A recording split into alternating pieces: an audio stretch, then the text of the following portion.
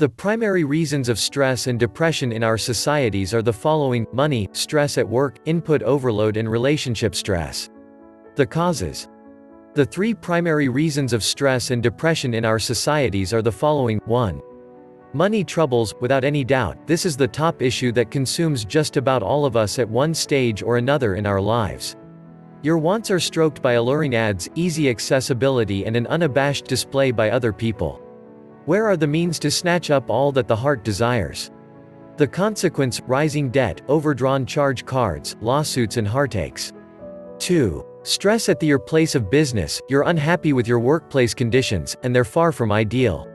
The competition is extremely tough, and expectations are high. Along with all of that, the price of living is rising day by day. Your workplace stress and anxiety are substantial grounds to be concerned. 3. Relationship stress. This is the type of tension that follows humans all over, and it's always present within our life in one form or another. Nowadays, a fast life and faster changing values and morals make it even harder to cope with day-to-day stress. Signs and symptoms of stress, consequences on your health. 1. Physical symptoms: headache, backache, dizziness, hypertension, frequent colds, rashes, itches, shaking, heartburn, etc. 2. Psychological symptoms: tension, anxiety, insomnia, difficulty in decision-making, insecurities, lack of concentration, or a feeling that you're worthless. 3. Behavioral symptoms: socially withdrawing, unreasonable use of alcohol, taking drugs, gambling, lack of social interaction, ignoring appearance or ignoring whether or not you are prompt. While a few individuals can simply manage the demands directed at them, other people are more likely to break down under the pressure. What are the kinetics involved which grant one group to rally through emotional angst, while the other group sinks when stress enters their life? In seeking how stress and tension affects one's welfare, we'll explore numerous avenues and techniques on how to relieve stress and tension. Furthermore, we'll talk about how to break away from the cycle of stress-induced conduct, and to establish that stress, while constantly present, can be contained and tackled. Stress and resiliency. Individuals who come across stressful situations handle them in different ways. While some individuals can dismiss it and progress in life untouched, other individuals become totally consumed by their symptoms. Resilience is the technique of adjustment in the presence of threats, and even the good news is that it can be learned. Majority of the people show resilience in the face of stressors. Being resilient does not mean that you don't feel the stress.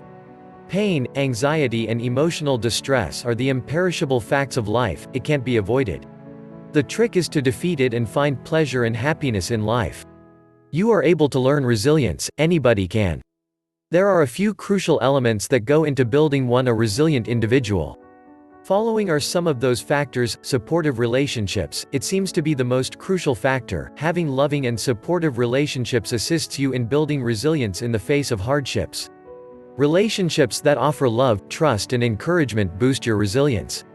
Taking critical action. It helps a good deal if you set goals for yourself and take steps based around to a realistic plan.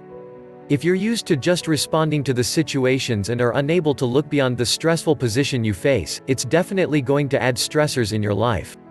Thinking positively. A resilient individual searches for opportunities in difficulties. Anticipate a favorable result and take concrete steps to reach the sought-after outcome. If you can't do anything, hope and pray for the positive result. Worrying and fussing wears you out and reduces your fighting capability, besides making you boring, indecisive and unappealing.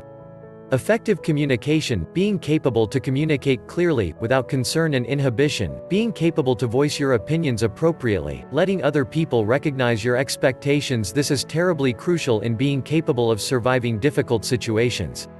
Containing and handling emotions. Being capable to know all your emotions, acknowledging when to tolerate stress and when to hold back. In essence, knowing yourself better is a requirement of being a resilient individual. Probabilities are there's a TV in your household you feel you can't live without. A lot of individuals flip on the TV daily without fail, and in a few cases watch hour after hour of programming. Switching off the TV may have quite a few advantages. There are ways to break loose from the television set and spend more time engaging in other, more productive, interests. Record your preferred shows. Rather than sitting through commercials, recording gives you the alternative to skip them all in all. Additionally, if the show is atrocious in the first place, you are able to fast forward to see if it's going to become any better, instead of having to sit and wait through the total show. Think to see if the shows are worth it, or if you're just looking on out of tedium. For 1 week, bring forward the self-control to give up viewing the shows that you watch on a regular basis. You will know at the end of the week which shows to go forward watching and which shows were not significant enough to watch over again. Chances are you will have at least 1 or 2 shows to do away with from your viewing schedule per week.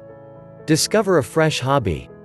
If there's something you are passionate about doing, there's a probability you would be willing to switch off the TV in favor of working on that hobby. Schedule dates with other people for times when you are normally watching TV. Whether it's having a fellowship night at home or going to a weekly dinner with acquaintances, you are less likely to be in front of the TV if there's someplace else to be and a commitment you've made to others.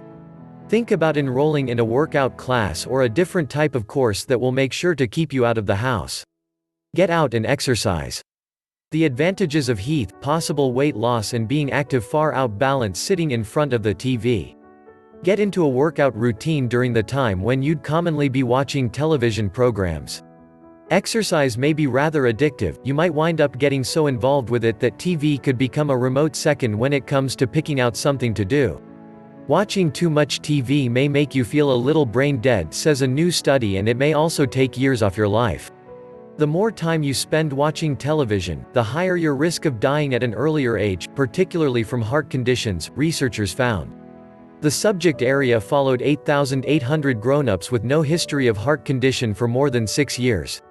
Compared to those who watched less than 2 hours of television per day, inhabit who watched 4 hours or more were 80% more probable to die from heart conditions and 46% more probable to die from any cause. Altogether, 284 individuals died during the study.